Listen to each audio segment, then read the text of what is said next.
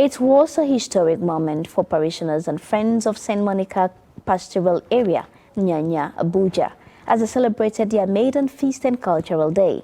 The joyous event was an opportunity for dignitaries to raise funds for the acquisition of church land and development of the church infrastructure.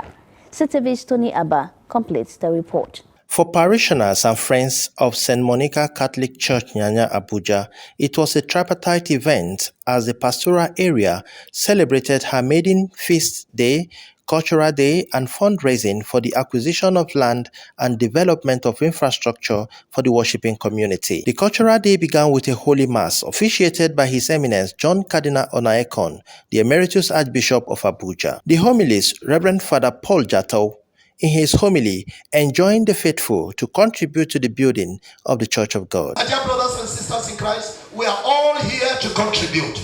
Don't step out of this church without contributing something. Let us build for God. When you build for God, God builds for you. And that was why I started by saying, what has God not done for you? What has God not done for me? If you look at your life, look at the oxygen. If you go to the hospital, oxygen per hour is how much? Per hour. Mbano is 8,000. My sister just left the oxygen stuff now. 8,000 naira. In Port Harcourt is 15,000 per hour times 24. But look at it. Here we are, breathing free of charge. What has God not done for you? What has God not done for me? What has God not done for us? All He wants from us today is for us to work for Him. Let us build for Him. At times when we go to the cathedral, we admire the beauty of the cathedral. We go to SS Peter and Paul, we admire the cleanliness and the beauty of the church. We go to other churches. Remember, all these parishes were built by some persons who today are no longer alive. Why not equally inscribe your name in St. Monica? After the homily, offertory and Eucharistic consecration followed. The priest in charge, Reverend Father Boniface Nebo, in his remarks, appreciated all who came to support them. My dear brothers and sisters, I want to, in a very special way, while welcoming us again, appreciate all our dear functionaries. I'll spare us all of the namings, because I know in the house of God, we cannot say we waste time. We can just mildly say we took ample time. Did you hear what I said? We don't waste time in worship. Amen and amen. We can say we took ample time. It's not left for you to interpret what the word ample means. Glory to Jesus. So please, we welcome each of our dignitaries and in all your capacities represented here, every one of us.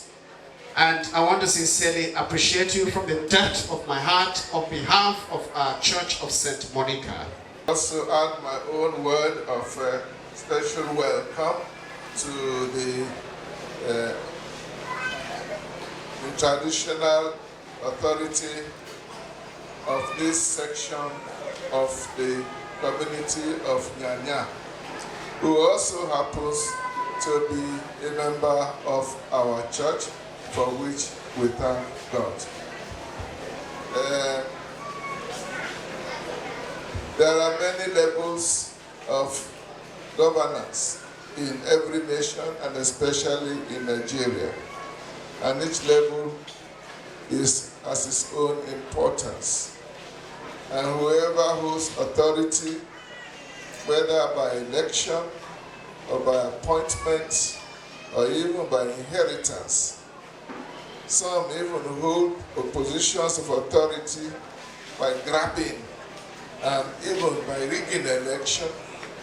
Once you hold the position, you are holding what is sacred and belongs to God. After the Mass, the Cultural Day began. What I have seen today surprised me. The crowd you have here is overwhelming. It shows the vision of the church. There's no statement greater than what Cardinal told us today. We have to work together to build the church. and that this is a borrowed loan land for the church. It showed the enthusiasm of the people of this area to have a church built for them. And today we are all here to build that church. The traditional breaking of kola nut was observed, after which various dignitaries took turns to contribute towards the building of St. Monica's Catholic Church, Nyanya. By the grace of God, we were able to come up with what we have. It was really challenging, but God made it in a way that we had a soft landing actually. Is one of the avenues of also showcasing how we can sustain our culture. Anybody that has no culture does not exist, because definitely you must stem up from a place, you must come from a place, and that place you come from has a unique behavior. They have their speech, their dress, everything, even their family. Teaching our children our culture, teaching our children how to speak our dialects. Because if you see these days, all our children are just speaking grammar. Many of them doesn't even know how to speak language. When you speak to them, you speak language to them, they will answer you with English. Well, the church is also at the forefront of preserving the culture of the locality or the place she finds herself. And within the life of the church, there are various ways we continue to strive to promote our cultural identity and ensure it is not lost. You know, you remember during the homily, the great preacher, my teacher and lecturer, Father Paul Jatau, emphasized the fact that beyond the church, we must begin to localize and ensure that our traditional values are not lost in our own hands. And so as a church, we teach the faith too in our local dialect. In short, every part of the mass too, like you saw today. You know, we had less of English and more. If you see the beautiful songs that we had today, they were all in our traditional dialect. Personally, I love culture. I love everything that has to do with tradition.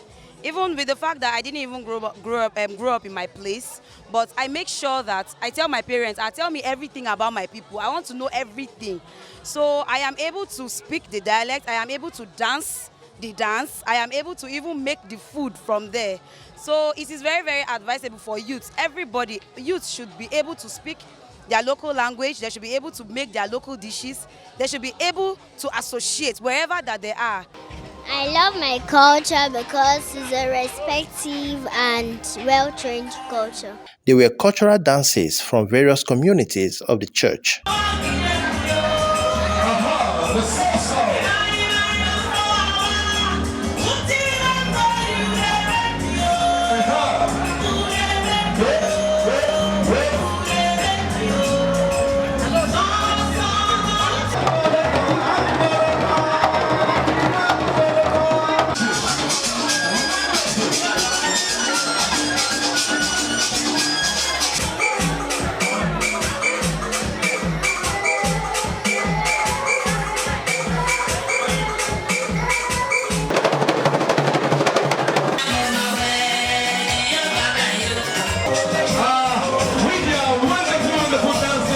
In Abuja, Tony Abba, CTV News.